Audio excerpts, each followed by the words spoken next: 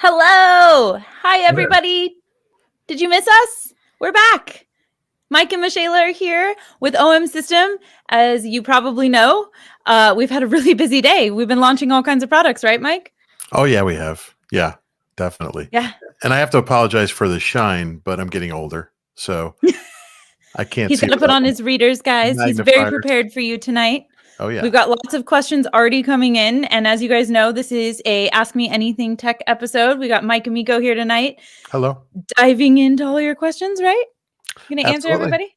I'm going to try my best. I'm semi-technical, and it's 8 o'clock at night on the East Coast. But I did have a cup of coffee, so I'm a little bit wiry. Good to go. Nice. Yeah. So if you guys are just joining us and you don't know that we just launched a new product, we launched a few. This late last night, early this morning, we launched the new OM1 Mark II, as well as the M.Zuiko 150 to 600 millimeter lens, and a republish of the 9 to 18 millimeter lens, which is fabulous. Great little landscape lens. So if you have questions about that, we're happy to address those tonight. And if you haven't checked out, we've been live streaming all day on our channel. So if you subscribe to our channel, OMSYSTEM.Cameras, where you're currently watching, we had coffee with the Claires this morning. David Smith did an excellent presentation on the OM1. And then we also had several of the other languages presented in across the globe. So if you speak German or French and you want to check those out, you're more than welcome to. But tonight, sure, Mike's going to dive into some of our technical questions that we've got going. Yeah. But Mike, you've actually been shooting with the OM1. Do you want to talk about where you've been lately? Yeah. So you and I went to Spain. That's that was where awesome. we really started to have some fun with it, right? Central Spain. That was a blast. I mean, I never expected mountains and snow and birds and landscape. I mean, just amazing. So we were able to check it out there, really get our hands wet, our feet wet, and get into the camera a little bit. I don't know if my images were that great because I wasn't expecting that. So it was more like kind of you're on this journey of like checking everything out and just taking snapshots in a sense. But when I got back, I was more familiar with the camera. And this past week, I was in Florida for the Space Coast Birding Festival. So I was able to get out a few mornings with a good friend of mine and get some shots. Lighting was okay and birds were out. So I really got to put it to the test. And I can say the autofocus is fantastic. So it's a lot stickier and a lot more effective than the OM1, which is already, to me, was fantastic. So I wasn't having many issues with it at all. But this is definitely better. You can see that. So yeah. Central Spain and the snow was a surprise. I guess I very much misinterpreted what Spain's weather was like when we went up there. But it was really cool. We got to go to this insanely awesome bird hide. I got some really cool photos there too. When I was testing out the 150 to 600 and got some really neat photos, even in fairly low light in the rain. It was, we experienced a lot of weather in Spain that is not congruent with what you would think of Spain weather. We got all the bad Spain weather. yeah, the Bird Hotel. It's a really cool hotel, really quaint, and they have a hide at the bottom, so you can grab a cup of coffee, go down, and shoot birds. It was really, really intense. So, yeah, a lot of fun, and some of the new features on the camera are just unbelievable. The live graduated neutral density, or GND, is just unbelievable. I mean, it's a fantastic addition to it, and I'm using it all the time. I mean, live ND goes to 128 now, and I know. And that's a feature I always use. So one of the first things I did with the camera when I received it is I went to a waterfall in upstate New York. And I went to this waterfall and there's these little falls all around it. And, I'm standing there and I drink a lot of coffee and I'm shaking, man. I'm just a crazy guy. So I'm shooting this waterfall. I have the 7-14, so nice and wide, so you can get a little bit more effectiveness out of it as far as keeping things sharp. But I handheld it for a little over a second with that ND 128. It's unbelievable. I mean, the water just goes. It's just so cool. And so I fell in love with it right away. But the camera has 8.5 stops now of stabilization. Yeah. So you're talking 7 on the OM1, which was unbelievable, to now 8.5. So hand holding that for me even was amazing.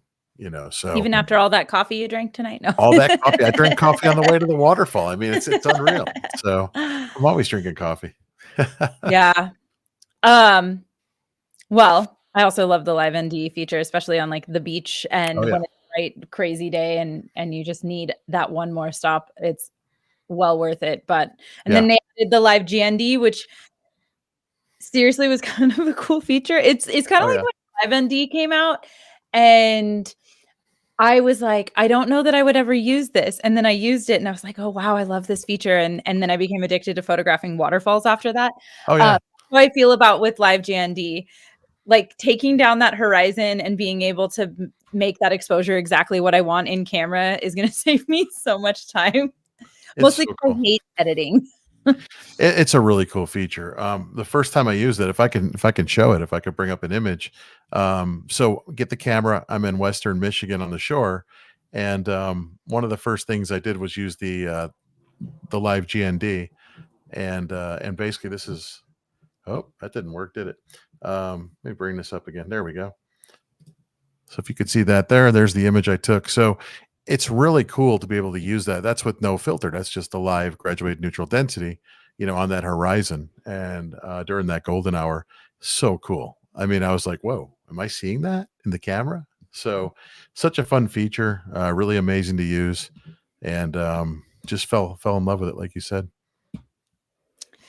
All right. I suppose we should probably get to some of these questions. I do want to say, oh, Mike left.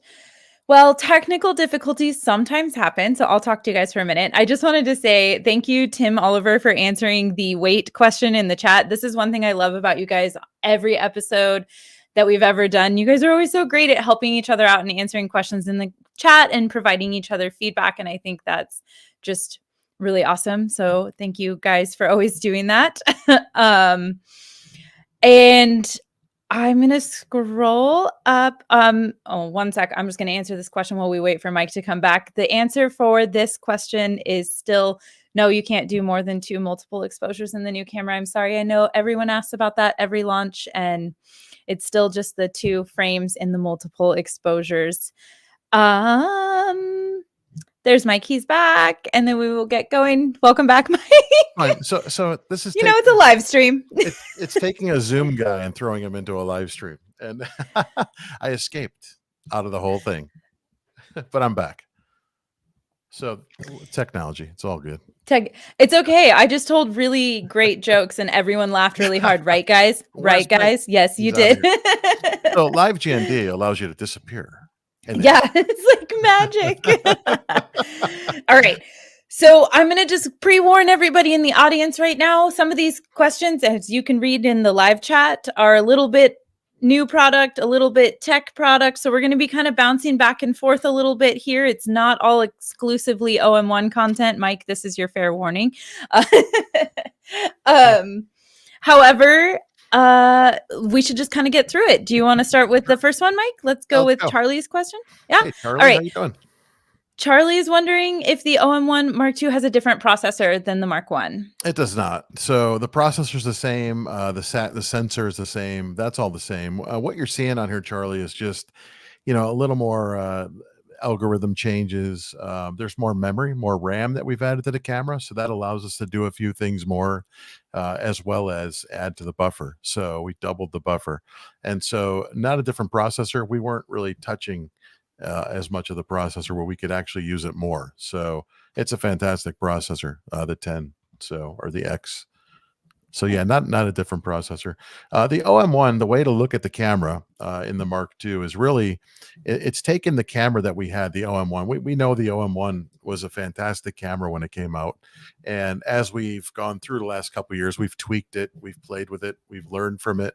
And so now we've taken that camera and we've given it, our name, right? So now we have our own flagship camera as we break off more and more from Olympus.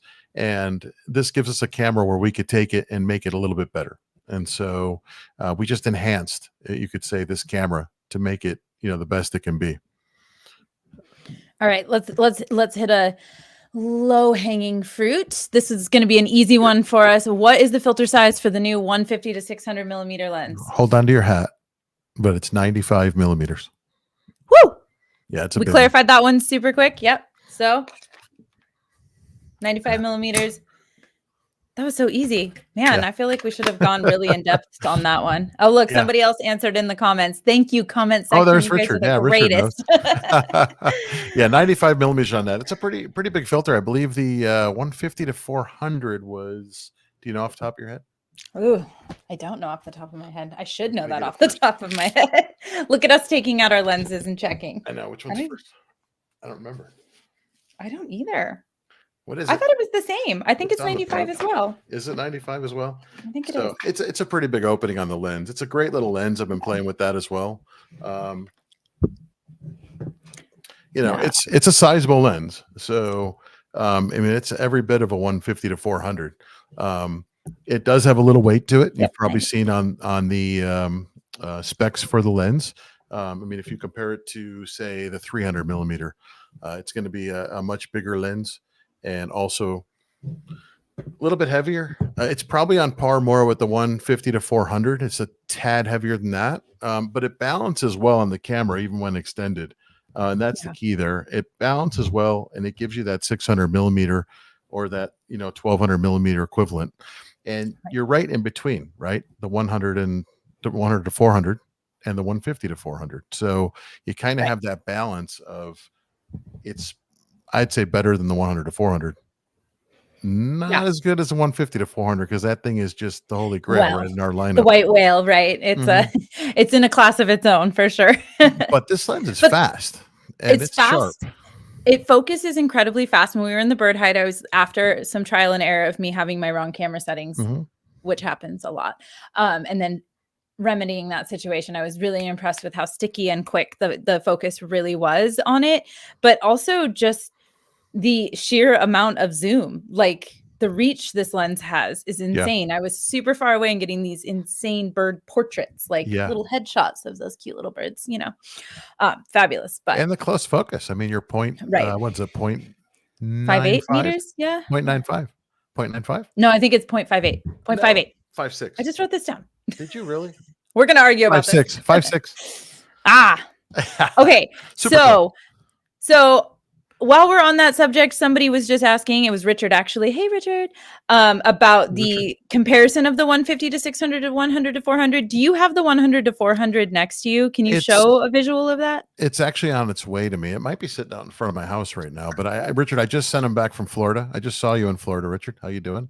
I just sent my stuff back, so I don't have my 100 to 400 in front of me, but it is heavier. I would say, so the 100 to 400, not looking at specs, is about the same as the 300 millimeter f4 in weight. They're very close, I think. And the 150 to 400 is heavier. There's more glass in this thing. I mean, it's a heavier lens. I mean, I dare say that you can. I handheld it for a little while in the field, and it's fine. But if you're out all day, you're probably going to want a monopod. I mean, that's, if you're going to be standing there shooting flying birds all day, or sitting in a blind, or, a little carbon fiber monopod is nice to have, because it is a heftier lens, but you're getting that reach. That's the thing. You have the trade-offs, right? If you want 1200 millimeters before even putting an MC14 or MC20 on there, you have some great reach out of the lens. All right. Awesome. Okay, so I'm going to switch over to OM1 for a second. I do see your guys' other tech questions. I'm just trying to keep us mostly on topic sort of for a second so that we're not, hard left. So this one's also super simple. Assume the grip for OM1 will still fit. Same battery? Yeah. Heck, yes. Yeah, same body, same battery. Yes. That's all the same. Your battery, you're getting about 500 shots SEPA rating, which I think the OM1 was 550, something like that. So a little less because there's a little more going on.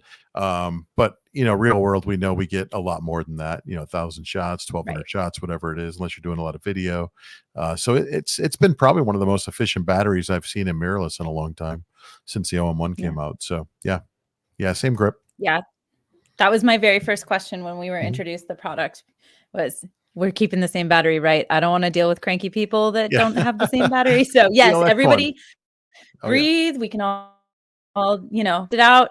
We're going to have the same grip, same battery, everything. Most of the accessories are completely the exact same accessory. So it's very interchangeable. So if you already shoot OM1 and you maybe have an EM1 Mark III and you were like considering maybe, a second body upgrade, everything will be cross-compatible, and they have the same menu system, the GUI interface, which everybody really liked when we updated on OM1, so that's nice. Yeah, I think OM1 is a fantastic camera, and I think if you're an OM1 user, obviously the question is, do I upgrade? Right, that's what a lot of guys are saying, and I think it's really up to the user. I mean, if you're a bird photographer, just fully a bird photographer, and or wildlife, or you're maybe a landscape shooter, then it's something to definitely consider if you're going to upgrade. I mean, but it's up to the user. The OM1's a fantastic camera, but if you're an EM1 3 user, EM1X, EM1 Mark II, even an EM1 original, definitely, it's definitely worth the upgrade from one of those, for sure. All right. Okay. Dun, dun, dun. Now I've got to go back through my list of questions. We got talking too much. I'm just going to quickly throw this one out here. The availability date is going to vary based on what country you're in. Most of us are looking at end of February. I don't want to put a hard date on that because some of you guys are watching from Australia, some of you are watching from Europe, and some are from North America.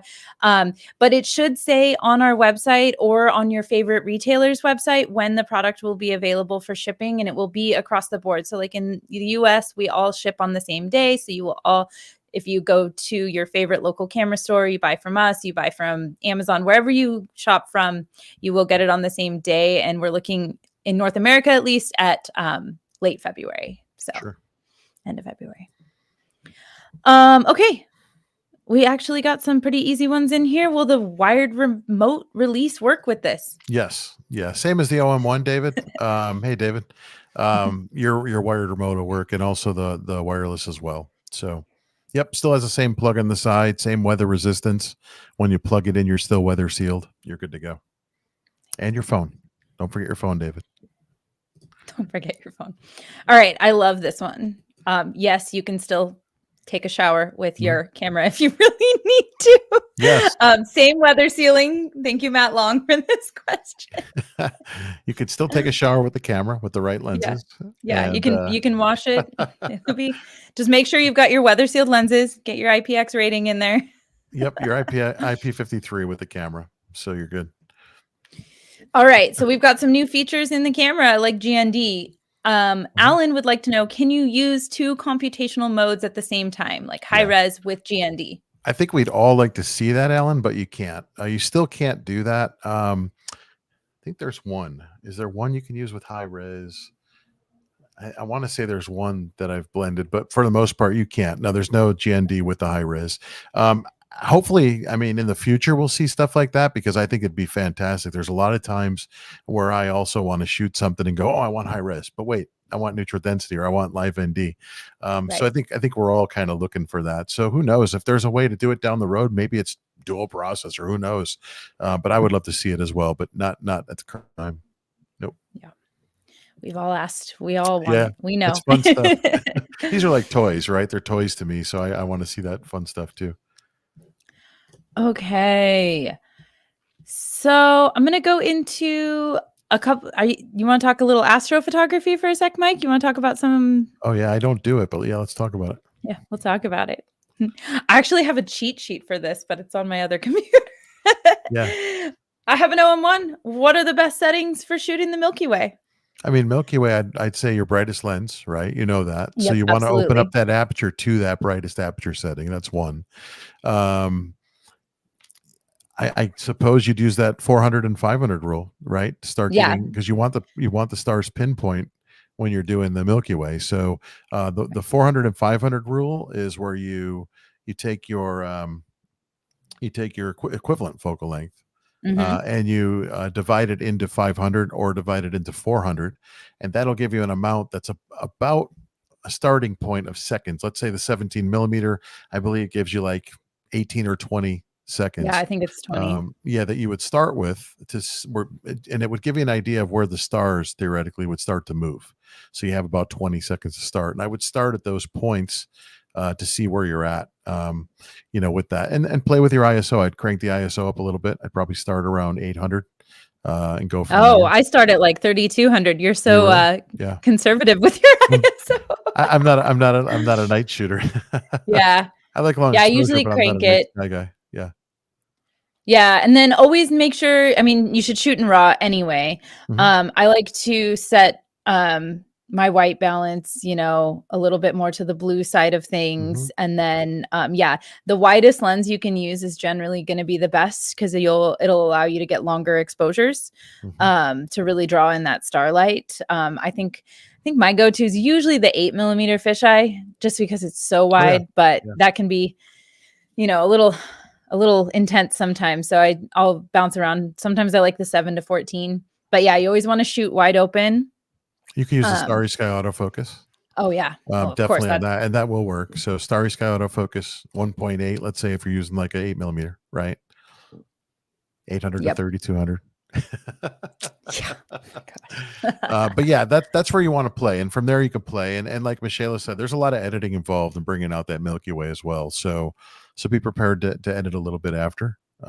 Yeah, I was very shocked by that the first time. I thought I was just going to go out and take a picture of the Milky Way and it was going to be done. And then Matt Seuss actually taught me how to edit.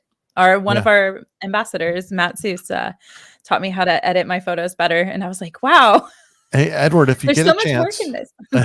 if you get a chance, check out Peter Baumgarten's website. Oh, yeah. Creative Island Photo. Creative Island Photo. And Peter does a lot of night sky all the time up in Canada. And he has some great blogs on his website where he pretty much in layman's terms will give you like settings and how he did something. And he's a great guy to follow with that. You could probably find some videos on our website and our YouTube with Peter. Just a fabulous educator and knows how to do that. Yes, actually. So we have our dearest PR woman in the background, Miss Jen Colucci, answering questions for us. And maybe if she's really nice, she could drop Peter Baumgarten's website in the chat. But also, Edward, on our channel, I actually did a live stream with Peter about a year ago, maybe two, might have been two, all about astro and night sky photography, specifically with OM system, the best settings, how to track the stars, how to find where to go. It was really, really great. And it's on this YouTube channel. So you just got to do a little digging around and look at some of our old playlists for sure. Yeah. Cool. All right. And we did filter size. We got that one. We're checking them off. This one I've run into as well, trying to do a high res on a still life setup today, and it wouldn't finish processing till I hit the shutter a second time. It would just sit in blank screen mode. I'm wondering if there was shake on the camera. Usually that's either shake or what is the shutter speed? If it's a slow shutter speed, it's going to take longer. Let's say you're 2 seconds, it's going to take 2 seconds 12 times. Yeah, because it's taking 12 frames, so it's going to take a lot longer. So it might seem longer than it is. If it's actually locking up though, Kathy, then I would definitely send it in for service. I mean, it shouldn't be locking up when it's doing a high res. But I have had where, like I said, if you're doing like a longer exposure, you forget sometimes. You're like, it's a second exposure and it's taking forever. And you're like, what is going on with this thing? Or if there's a little bit of shake, but usually if there's a little bit of shake, it'll say that it couldn't do the high res feature. So if it keeps doing that for you and it's literally not one of those issues like long exposure or anything, then I would definitely look into getting it into service. It just could be something, with the processing in it. Because that sounds kind of weird to me. Yeah. Shouldn't be doing that. I'm just trying to add a couple more questions. These are coming in hot and heavy. And again, I appreciate everyone who's helping answer questions in the chat, including Miss Jen. Thank you, Jen. Where did we just end up? Okay. Well, I see John Thomas. Hey, John. I'm going to say that, yes, I will be in Michigan. I'll be actually in Muskegon, John, on the 9th, on Friday. So you can come see me, and I will have the camera and the lens. So I'll be there all day. Mike, I'm not sure if you can answer this. I was thinking on this myself, and I haven't actually seen any firmware updates. For the new lens, is there body updates that need to be made for the Sync IS? So I haven't seen any updates yet. There may be down the road. That's a great question, because usually when there are new lenses and they do sync, like the new 150-600, Sometimes there's updates, sometimes there's not. It just depends on if it needs to be updated. So you may see something. I would just be on the lookout. But for Yeah, now, but I haven't seen anything. Yeah. yeah, I haven't seen anything either, and they usually come Yeah. out at the same time as the lens, so I'm assuming that it's already just Yeah. going to be compatible. It's probably compatible and just fine. And Right. if there is any tweaks that need to be made, you'll see that come out if it needs to be. But yeah, it should be fine. And it does sync. We And that is pretty cool. So let's talk about that a little bit. The lens does sync. The Yes. 400 100 to 400 did not do a full sync IS. So that's another feature of this 150 to 600 is it will fully sync with the camera. So at the 150 range, you have 7 stops of stabilization, and as you zoom out to that 600 range or 1200 equivalent, you're at 6 stops of stabilization, which is really fantastic. Nice.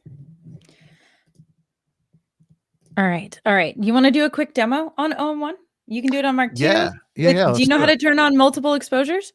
Because somebody would like to know more about doing multiple exposures in camera. Can you turn that on and show them how it functions? Yeah, I haven't done that in a while. I'm sure we could play with it. Yeah. Oh, wait. You can do. I don't know if does it work when I'm plugged in with HDMI? Multiple exposure may not. We could try. Let's see if it does, but I Let's don't think try. it does. I think multiple exposure may be one that's kind of weird. So let's see. I love this beautiful beach scene that's happening in your office right now, So this Mike. is Lake Erie. You want to know what that is? It's the first time I used an ND filter. I know it's bright right now because of the light in my room, but that's the EM1 Mark I with the 12 millimeter f2. It's the first time I used it. I just started. Pretty cool. Okay. So if I go in the menu here, that would be in the second one here. Yeah, I can't do multiple exposure. So notice it's grayed out. It's because I have the HDMI plugged in. So if I hit OK, it's going to say, whoa, you got the HDMI plugged in. Right. So I can't show you the multiple exposure, but basically you would go into here. So you would turn it on, and there's 2 settings. There's like an overlay setting where you can select a raw file that you had already shot, and you can superimpose that on top of the scene that you want to take. Or you can just take 2 shots and it'll put it together, which is kind of cool if you're doing something on the fly and you want to just shoot them both and have it squeeze together. So pretty cool. Now the one thing with our cameras is that everybody always asks for more multiple exposures, right, Michela? Yeah, I think that was already a question tonight. Yep, we only have 2 still. I don't know why. I've asked this over and over, why we don't do more. I think it's like an oversight all the time. You can do it theoretically. It just takes longer. What you can do is create a multiple exposure with 2 exposures, and then you can go back in and grab that image with the 2 exposures, and then add an exposure onto it. Grab that image, so it's kind of a more manual sort of multiple exposure shot, but you can do that. So. But as far as let's look at the graduated neutral density. Yes. So Show that. I was just about to ask you to do that. So I was watching David today, Dax, talk about the graduated neutral density. I know that he was showing in the menu where you can find it right here in the camera shooting menu too. And you can go in here and you can turn it on and all that fun stuff. You could turn it on. You could change the neutral density. You could go soft, hard, medium, all that fun stuff. Keep the auto rotate on. So when you turn the camera vertically, it shifts with it. But I'm going to show you something else. What I do is actually go into the button functions. And I look for a little button on the camera that I can change for a custom function. And I grab this one here for ND and the bottom one for graduated neutral density. So now when I press that button, it'll turn on the neutral density, or graduated, I should say. You'll see that in a second. And then when I press and hold it in, it actually turns it off. If I press it once after I turn it on, it'll allow me to change settings in the camera. So, and if I hold it in and turn a dial, I could change from hard to medium to soft, and I could change the neutral density. So I'm going to show you all that right now from that button. So basically, instead of going into the big menu, I just press the front button there, and there's my graduated neutral density. If I hold in that button and turn the dial, I can change from GN2 to 4 to 8, and I can do soft, medium, or hard. So I'm soft right now, GND 8. And then what I can do here is I can select, and right now I'm using the joystick. I can use the arrow pad as well. If I had the screen in use, I have an HDMI cable plugged in, so I can't use the screen, but you can grab your finger on the screen and just slide it up and down. The front dial turns it like this. The rear dial gives you smaller steps as to where you want to turn it, where that one's a little bit more. So you could just kind of go up, go down, cover the whole scene. It's pretty cool. If I press it in once, now I could change my settings, press it in again, turn it back on. So it works really, really well. It's a pretty cool feature. And then again, if I hold it in, I turn it off.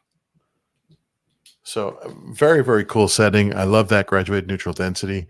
It's very, very easy to use. Again, I use the live ND on the front button on the top. If I turn that on, you see ND8 turn on over there. If I hold it in, turn the dial, I can change that all the way up to ND128. And then if I press it in again, I turn it off. So to me, that's the easiest way to get into a feature and to change that feature. Same thing with bird photography. If I wanted to do something with birds, I can actually, hold on, let's try that. So let me just change something. Hold on one second.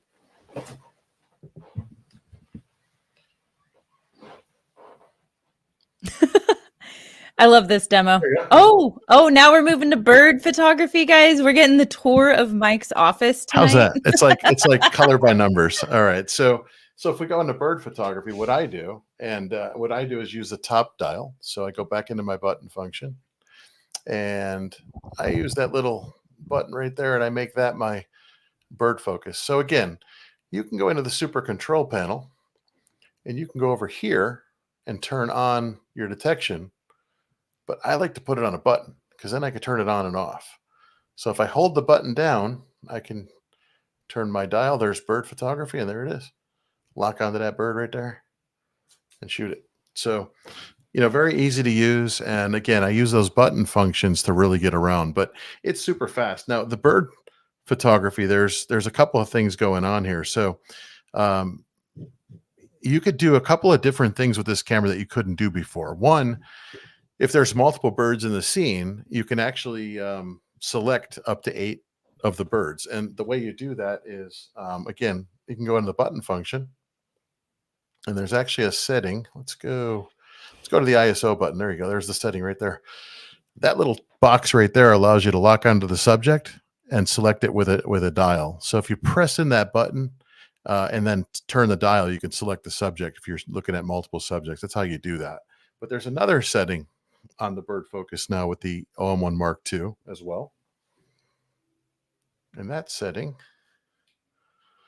I just have to get to it. So subject detection, continuous autofocus setting. Autofocus area, you have 2 settings. So OM1, you have all. After you focus on the subject once, it's going to keep on following the subject and tracking it on the entire scene, right? But now you can actually select where you focus on the subject once, and then it keeps focusing on and tracking it, but only within the selected autofocus target frame. So essentially, you can kind of take control a little bit more of your AI detection for birding, which is kind of cool. So it's fun to play with, both of those to kind of see how that works for your photography and how that sort of allows you to kind of, sort of master that AI detect, right? So they both work a little bit differently, but it's kind of cool. I didn't want to do that. So you can see it's off the bird now when I press that button, but when I bring it over to the bird, it's going to lock on there. Boom. Hey, you like that little demo? I just like that you changed scenes. I was definitely unprepared for that mentally. And I was like, oh, we're in birds now. All right. Do you have a buffalo somewhere? Because I don't. I have a car. I have a race car. I mean, we could do that.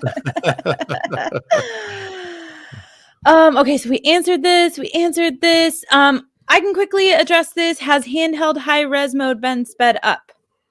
Not particularly. What has changed is we now have 12-bit and 14-bit RAW files, but that's really the only major change to handheld high-res. Everything in the camera has been optimized to run smoothly and better, and the algorithms are more improved and perfected, but it hasn't been... we didn't clock the speed. You can test it if you'd like to.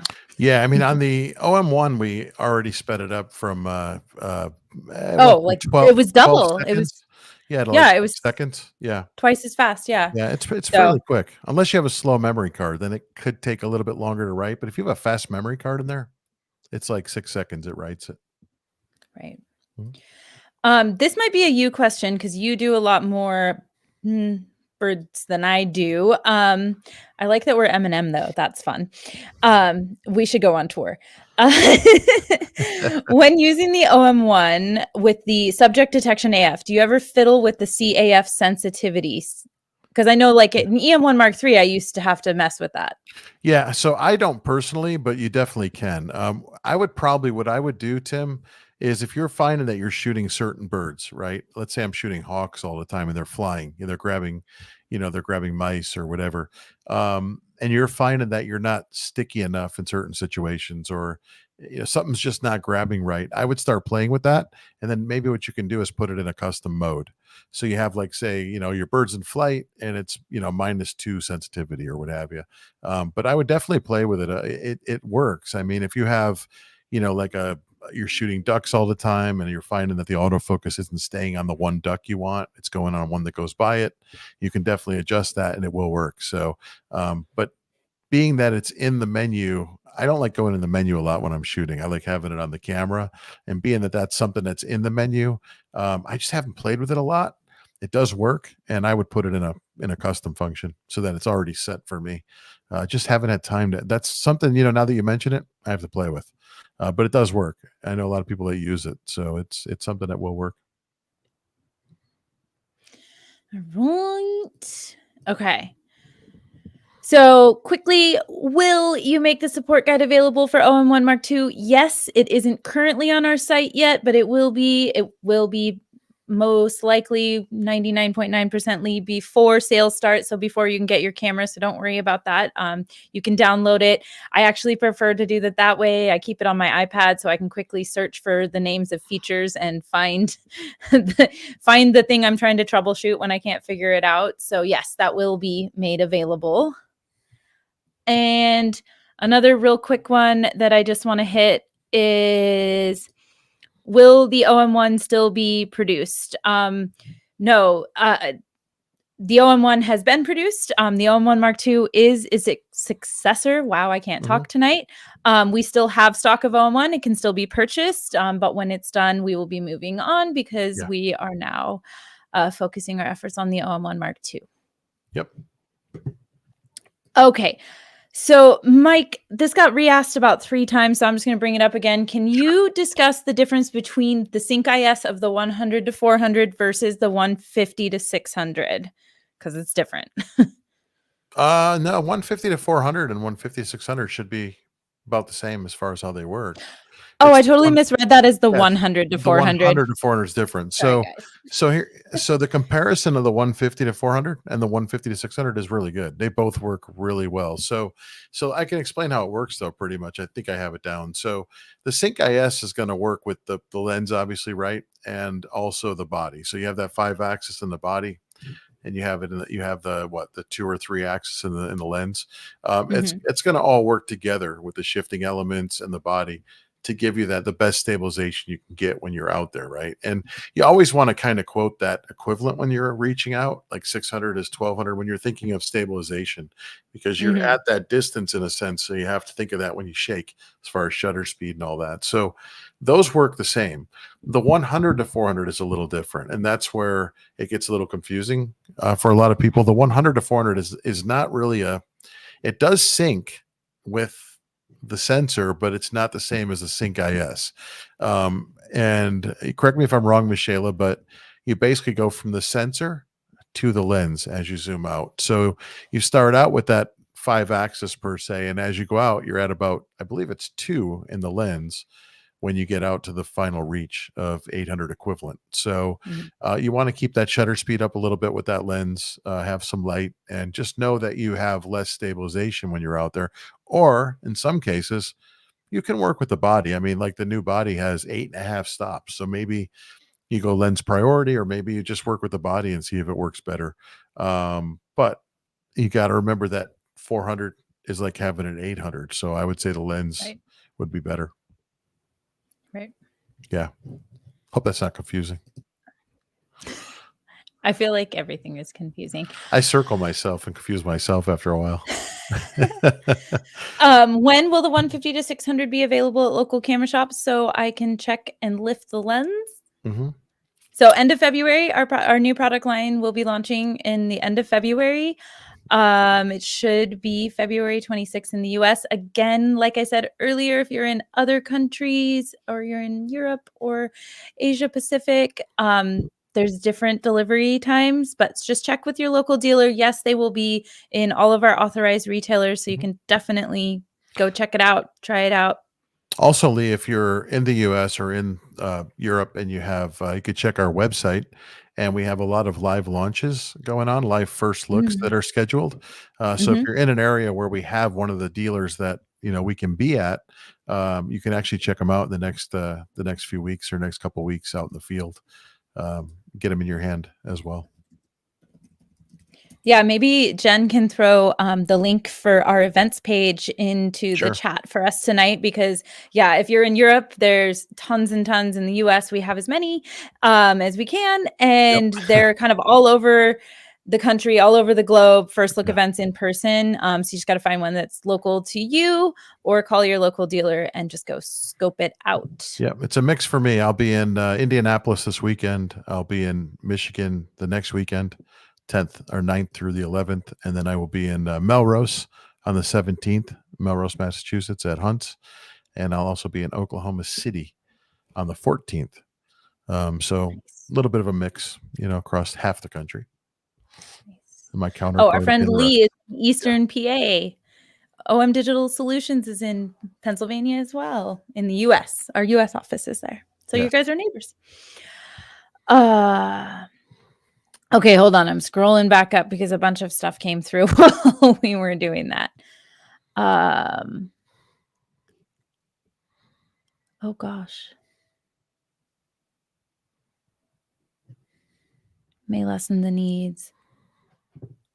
Okay, so Tim was clarifying his question on the CF sensitivity that we were just talking about. It sounds like the new CAF area setting may lessen the need to change the AF sensitivity. Oh, Yes, yeah, I yeah. feel like it definitely does. Yeah, it Sorry if does. you missed that. Yeah, good call, Tim. Sorry about that. It is a lot more sticky. I mean, so one of the things that I've seen, like I was watching Andy Rouse this morning, his video. Is that how you say it, Rouse? And he had a Mhm. great video talking about some of the animals he's been photographing and how in the tall grass and everything, the OM1 would struggle a little bit. It would grab the grass, grab behind the subject. I've also talked to other shooters in the field that have had that issue with animals where they're in the grass and it's grabbing different things. So that's where the sensitivity kind of comes in. With the OM1 II, you're right. The OM1 II is actually grabbing and staying on the animals more. I haven't shot that myself personally, so I can't talk to it, but I've seen them. I have though shot some of the burrowing owls in Florida, and I struggled a little bit when they're in that tall grass and they're little. They're just sitting there moving their heads, and it would grab a blade of grass, wouldn't grab the owl. And this time I was able to really grab the eye and stick with them. So it definitely is improved. Yep, good call for Nice. sure. Yep, Yeah, sorry. Sometimes we don't that's all right. interpret what you guys are saying, but we I can try. show one of those pictures if you want, Michelle, and I won't Yeah, escape show this it, show it, time. show it. I'm not gonna escape this time, I I was swear. gonna say, don't exit out of the studio. I will not. I will not. All right, so let's see if that works. There you go. So that's grabbing the eye pretty Oh, good within the grass. Usually it'll grab those blades of grass or it'll grab just behind. But this one was able to really grab the eye, between the grass. So I've had a lot more luck grabbing them with the OM1 Mark II for sure. All right. I'm awesome. gonna stop screen. I'm still here. You're still here, don't you just leave your screen shared and I'll just remove it out of there so we Here's what don't I lose did. you. Here's what I did so everybody knows. I hit escape while I was still on Google, and I Oh, escaped the yeah. whole thing.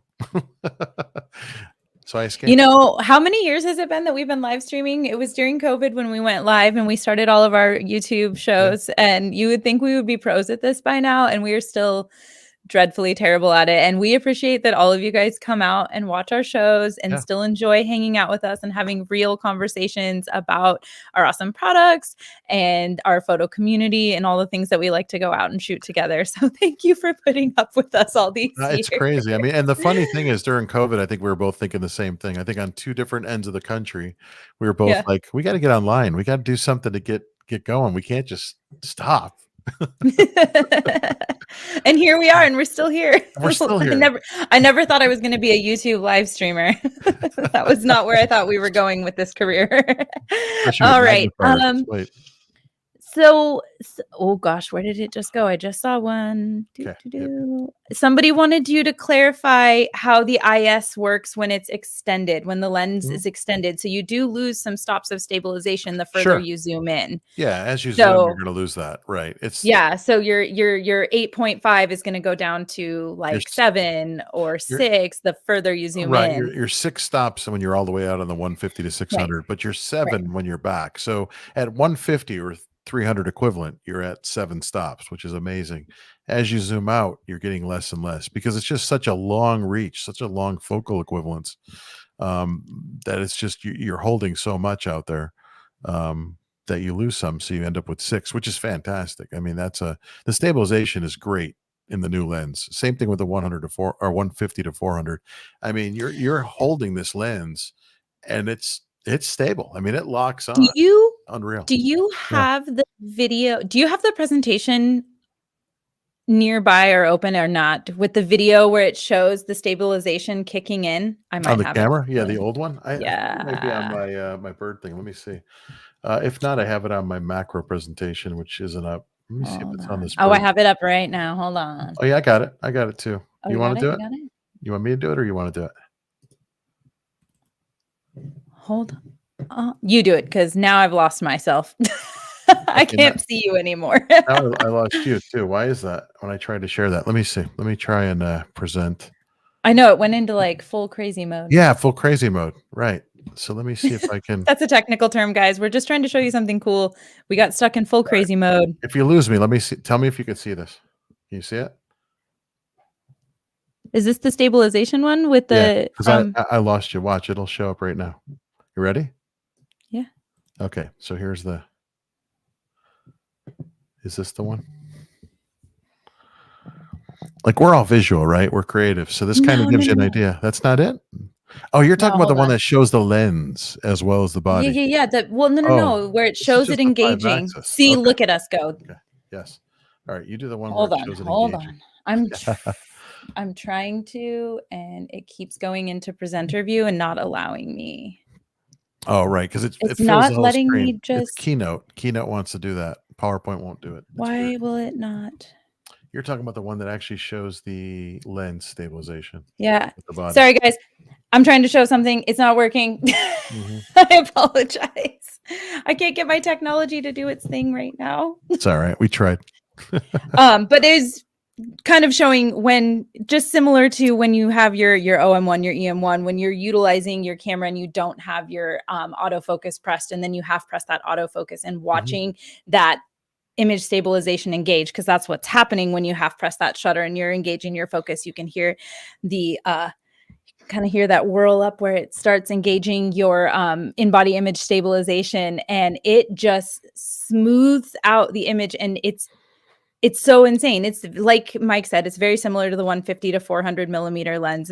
It's very similar. It's just mind-blowing at that crazy magnification that you can press that, and then all of a sudden your image gets nice and smooth, and you can see how dramatic that shift is from when you don't have it engaged to when you engage the IBIS. And that's what I was trying to get and show you guys, and I failed miserably, and I really hope you'll forgive me. Any improvement to the stabilization in video? Sure. So I mean, overall, the camera's a stop and a half. So we go from 7 to 8.5. So yeah, improvements in video as well. And your autofocus, I mean, you're looking at about a 15% improvement. So you're going to see that in video as well. So sure. Sorry, Michelle, I just took that from you. No, that's okay. I was literally trying to figure out if I could share my screen, and show this stinking thing that I was trying to show so bad. And I found it. And I'm adding it to, and everybody gets to see There you what the go. image Oh, that one. stabilization Yes. looks like. Okay, that one. See, guys, if you just wait A on lot of me fun. long enough, And that I is will it get too. there. That's me with coffee. No joke. The other day, that's what I looked like in the camera shooting a reddish egret. So just insane. Like that's without your autofocus. You press that autofocus button, start focusing on that bird, and just how smooth it gets. It's very, very impressive. Hey, Isotech Images, I'm just going to say that you weren't there and that grass was blowing in the wind. So, yeah, go shoot with me Ooh. sometime and we'll talk then.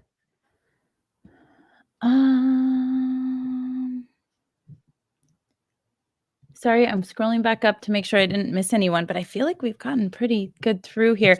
One thing I do want to note, because we are really rapidly approaching the end of our hour, is that if we didn't get to any of your questions, which does happen sometimes, or if we missed it because they scroll fast and I am, one human, please do come back. And once this ends, the live chat goes away, but there's, obviously a place to leave comments at the bottom. And we do come through and check those comments throughout the week and we follow up with answers. Or sometimes we don't have the answer for you that's the correct one right now and we want to give you a really official answer. Please feel free to put that down there because we will come back and get your questions answered. We want to leave you guys with as much information as possible. But yeah, just in case we don't get to everything. Sure. Yeah, We can't speak. Just to go back to that Isotech there, that grass was actually blowing where that owl was. So if you were there, I mean, you'd see it. It's like these things are so little in that grass, and it was just blowing that day. So typically, I'm finding that grass. It's grabbing that grass, but it was holding. It was sticking on that eye. So I was impressed. Because I've had a hard time with that. Yeah. Chuck, just to clarify what I said earlier, when the OM1 starts delivering, the OM1 is still available to purchase. So if you're really into the OM1 and that's the camera for you, you can still purchase it. It still exists, but we will be moving forward with OM1 Mark II as the successor, and we will no longer be manufacturing the OM1. So there's still product out there in the market. I'm sure your local camera store still has one. We still have them. Yes, you can still purchase that camera. And then there's like a whole bunch of chat about Jen and meeting Lee at the banana factory in Pennsylvania. I love how small the world is here. I see You guys are doing great. the one on the high res mode with the motion compensation. I don't think anything's been updated on that, so I haven't checked that. But I've had the leaves moving as well and stuff like that. Usually doesn't bother me too much. The water's great, all that stuff. But I know exactly what you're talking about. I have a high res shot that I took on a trail that shows Cleveland. I don't have it up right now, and I mean, nothing's been mentioned about them as far as cleaning up the artifacts, of the movement. It's not going to be like the Panasonic high res where you have planes going through and stuff like that. Obviously, where theirs will capture. That's just a whole different system. But I don't know if it suppresses them anymore. The moving artifacts, something I'd have to look at. So I can't really answer that with confidence. But I don't think it's any different as far as that goes with the moving leaves and stuff. Yeah. Right. Yeah. I mean, high res mode is in our system is definitely meant to be a still non-moving subjects, preferably as much as possible.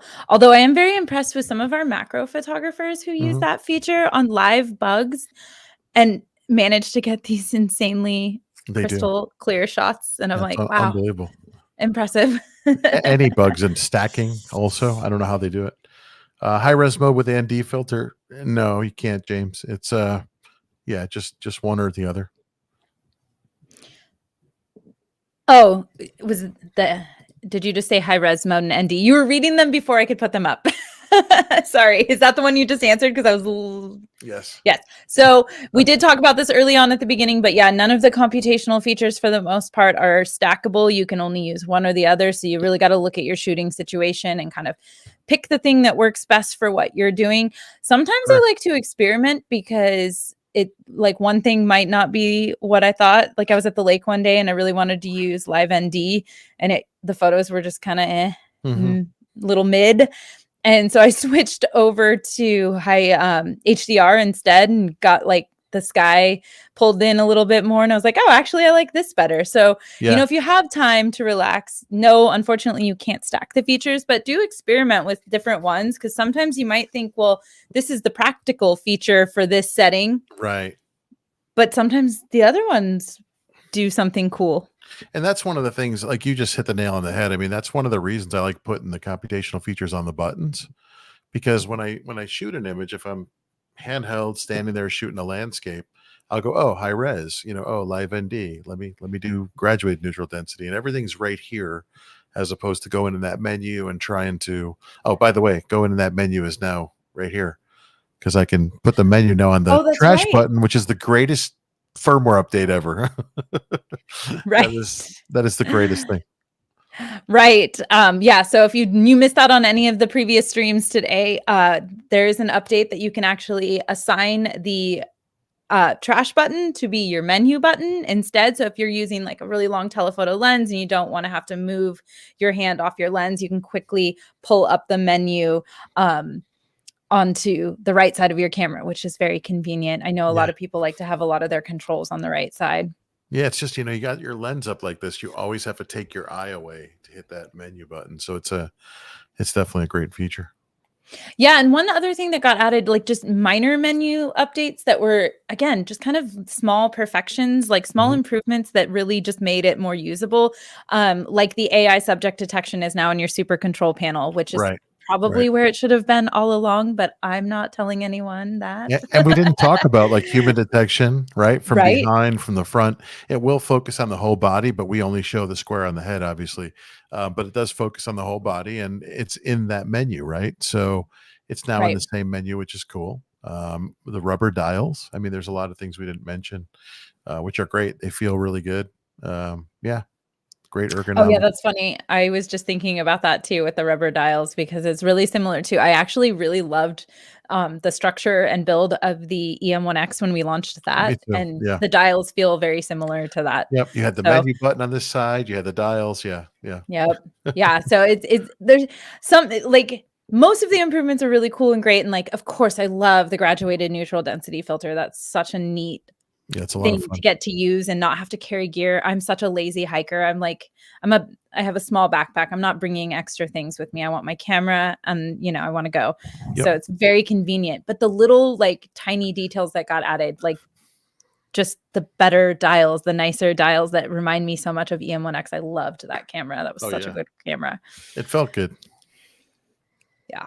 Yeah. Those that didn't shoot it don't know. But it really felt good with a big lens, and you put a long lens on there, you're shooting, and all the buttons were right where you needed them, spread apart. Yeah, it was a cool little camera, cool big camera.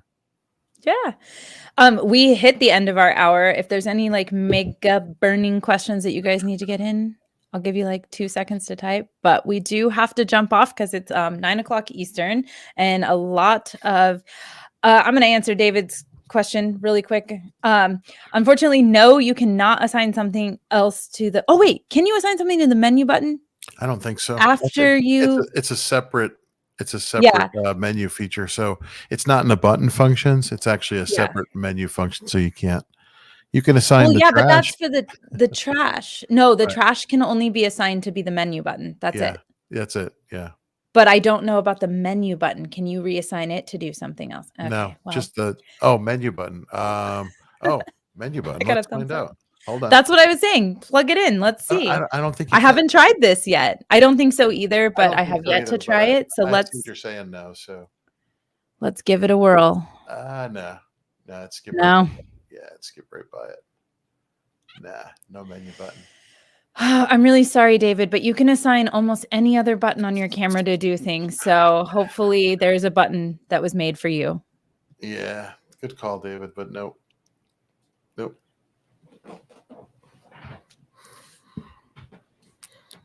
Yes, Edward, the trash can only be assigned to the menu, only on the OM1 Mark II. Oh my gosh. It's clearly 9:00 Eastern because I can't speak anymore.